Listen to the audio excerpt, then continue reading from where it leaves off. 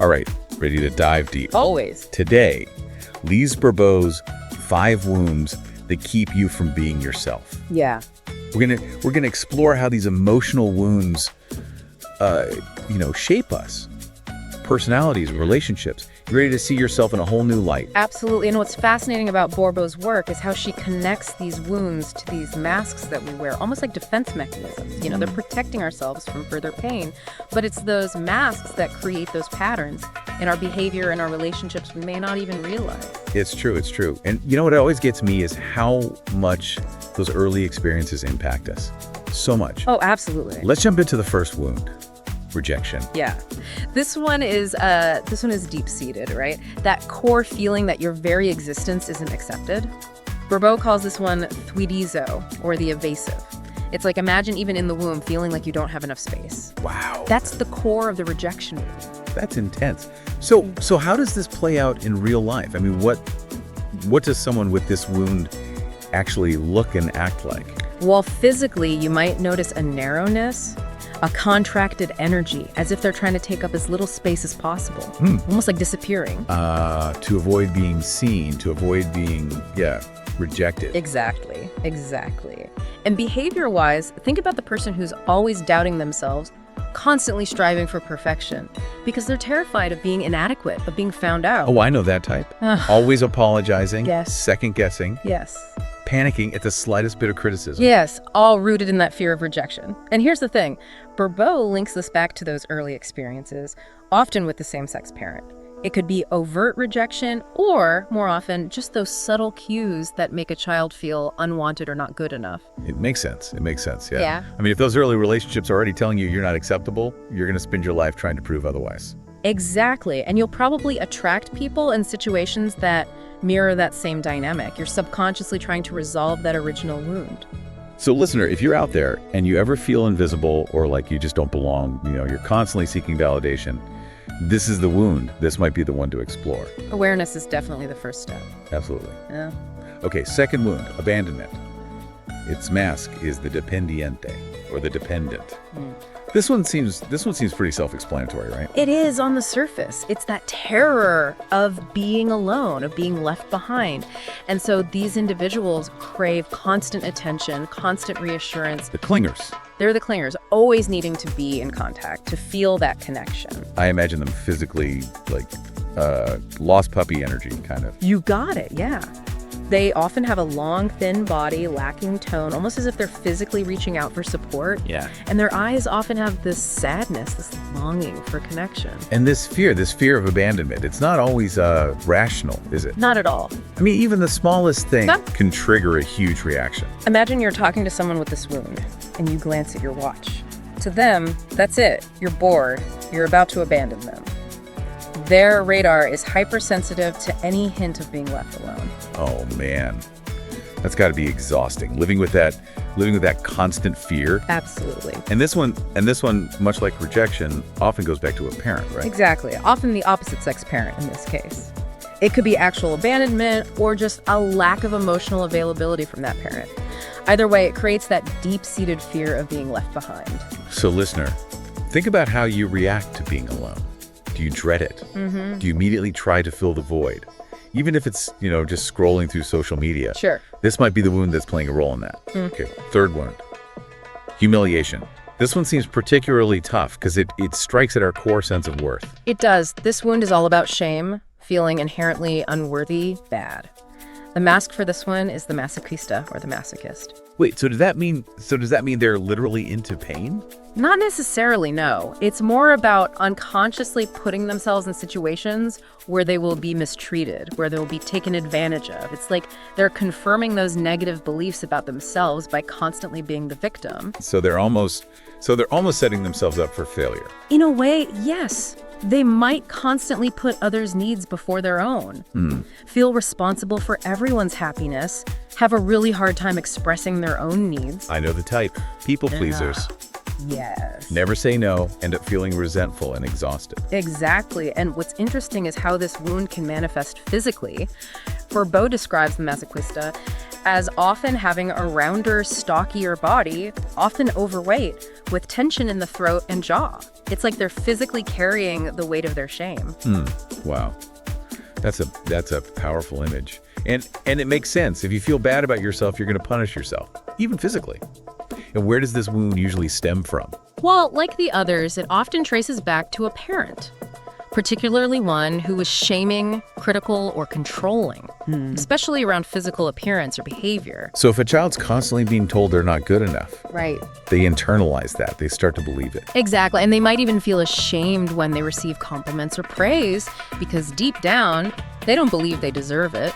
So listener, if you're someone who always feels guilty when you prioritize your own needs or you struggle to accept kindness or compliments, this might be the wound to explore. The humiliation wound. Okay, moving on to wound number 4, betrayal. And it's mask, the controlador, or the controller. Sounds intense. It can be. It can be. This wound is all about the fear of being betrayed. And so these individuals build up these walls and try to control everything and everyone around them to avoid getting hurt. Oh, so they're the micromanagers, the planners, the ones who need to be in charge of every little detail. Precisely. They often have very high expectations of others, and they have a really hard time delegating because they don't trust anyone to do things right. And they also tend to react with anger and frustration when things don't go according to plan. Yeah, it's like they're constantly bracing themselves for that inevitable betrayal. And physically, how does this one manifest? Well, they tend to have a strong, powerful physique. Think broad shoulders for men, strong hips for women. They often have a very intense gaze, too. It's all about projecting that image of strength and control. Almost like a suit of armor, isn't it? Protecting themselves from vulnerability. And this one, not surprisingly, often goes back to a parent, right? Yes, usually the opposite sex parent. Think broken promises, breaches of trust, that sort of thing. Yeah. And these experiences create a deep-seated need to be in control, to avoid being hurt again. So, listener, if you're out there and you find yourself constantly trying to manage situations, trying to manage people, always suspicious of others' motives, quick to anger when things don't go your way, the betrayal wound, this might be worth exploring. All right, on to our final wound, injustice. And this one's mask is the rigido, or the rigid. I'm guessing this is the perfectionist. Spot on, yeah. This wound is rooted in the fear of being treated unfairly. And so these individuals become incredibly meticulous, organized, and driven to create a sense of order and control in their lives. I can totally picture it. Perfectly organized desk. Yes. Color-coded calendar, always on time. Exactly.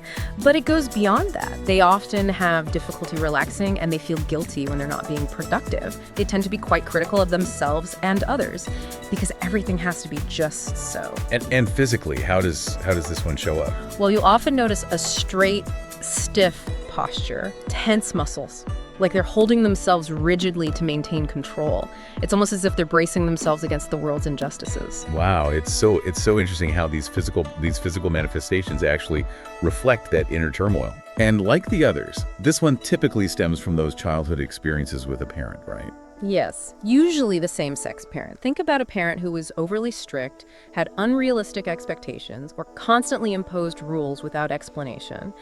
This kind of environment can create a deep-seated fear of being treated unfairly. So they grow up believing that they have to be perfect and in control to avoid being wronged. Exactly. Makes sense. So, listener, if you're out there and you relate to this need for perfection and control, always striving for fairness and justice, finding it difficult to relax, the injustice wound, this one might be something to consider. Welcome back to our deep dive.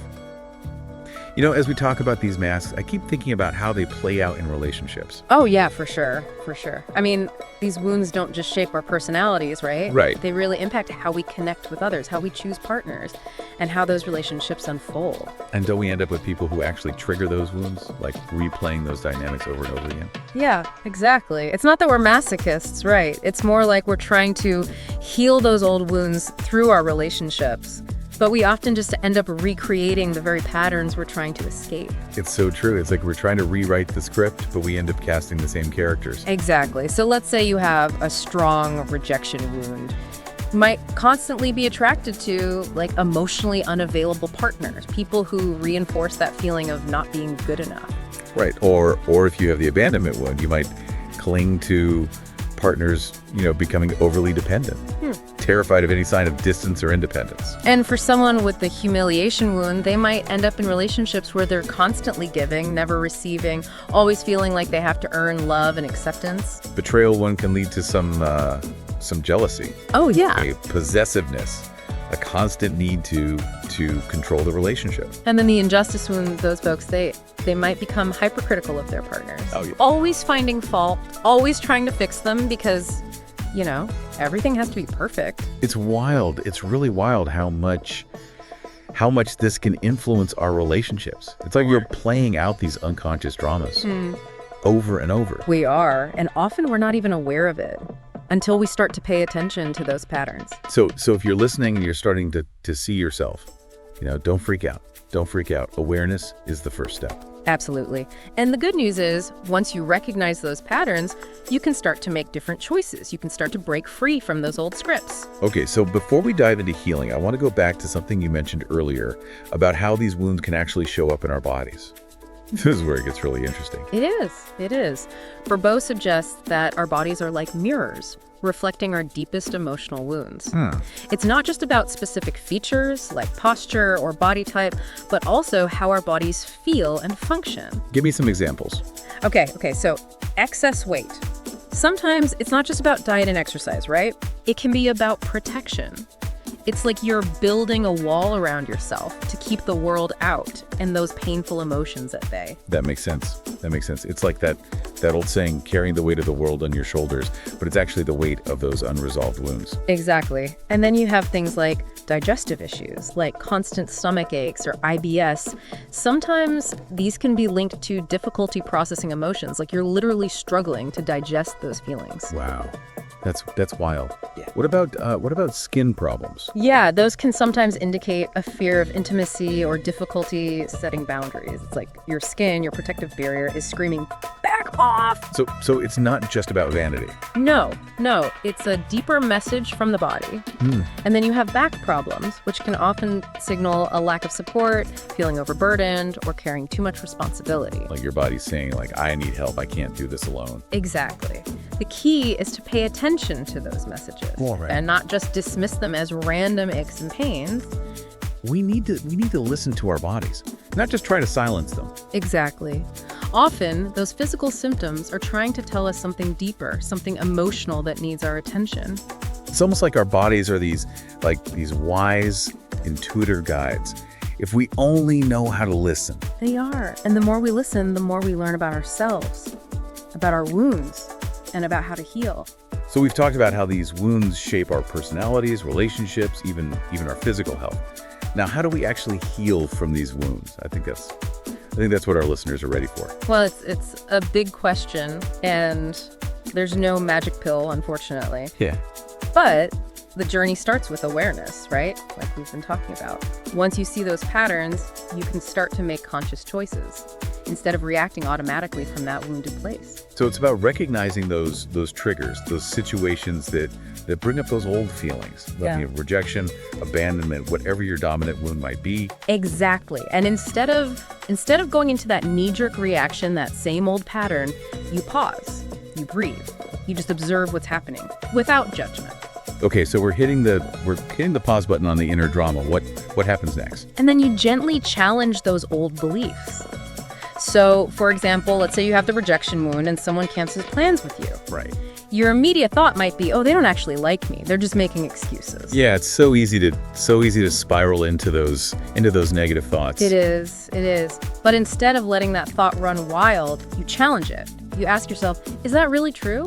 Or is there another explanation? Maybe they're genuinely busy or something came up. So it's about creating space between the trigger and the reaction. Yes. And then questioning those automatic negative thoughts. Exactly. And as you do this more and more, you start to create new neural pathways, new ways of thinking and responding that aren't based on that old wound. So we're literally rewiring our brains. We are, and that takes time and effort. It's like learning a new language or a musical instrument. You're not going to be fluent overnight. But with practice, you get better and better at catching those old patterns and choosing a different response. So that's the mental and emotional work. Mm-hmm. I'm curious about the physical side of things. Yeah. What can we do to kind of support that healing on a bodily level? That's such an important question because remember, our bodies hold those wounds too. So things like yoga, mindful movement, or even just spending time in nature can be incredibly healing. Yeah, it's about reconnecting with our bodies, learning to listen to those subtle signals and giving ourselves the care and attention we need. Exactly. And don't underestimate the power of touch. Massage, energy work, or even just a warm hug can release so much tension and emotional blockage. It's like you're giving your body permission to let go of those old patterns. We're soothing those wounded parts of ourselves, giving them the love and attention they've been craving. You got it. And remember, healing isn't a linear process, right? There's going to be ups and downs, moments of feeling like you're making progress, moments of feeling stuck. Just be patient with yourself. It's a journey, not a destination. Exactly. And it's okay to ask for help along the way. Absolutely. Therapy, support groups, trusted friends, even spiritual practices can offer incredible support and guidance. And speaking of support, let's talk about forgiveness for a moment. I know it can be a loaded word, but Bourbeau really emphasizes its importance in the healing process. She does, and for good reason. Holding on to anger and resentment towards those who hurt us, or even towards ourselves, keeps us stuck in that cycle of pain. So forgiveness isn't about condoning bad behavior. It's about freeing ourselves from that burden. Exactly. It's about acknowledging the pain, allowing ourselves to feel it fully, and then choosing to let it go. It's about recognizing that everyone makes mistakes, and that we're all capable of growth and change. And that includes forgiving ourselves for our own mistakes. The ways we might have perpetuated those wounds in our own lives. Absolutely. Self-compassion is crucial here. It's about treating ourselves with the same kindness and understanding that we would offer a loved one. So as we wrap up our deep dive into the 5 wounds, I want to leave our listeners with a sense of hope. Because even though these wounds can be, deep and impactful, healing is possible. It is. And the journey, while challenging, is ultimately a journey of self-discovery, of coming home to ourselves and creating more fulfilling and authentic relationships. It's about shedding those masks, embracing our vulnerabilities, stepping into our true power. Beautifully said. And remember, you don't have to do this alone. Reach out for support, connect with others, and celebrate every step you take toward healing and wholeness. Thanks for joining us on this deep dive. Until next time, keep exploring, keep learning, and keep diving deep into the mysteries of being human.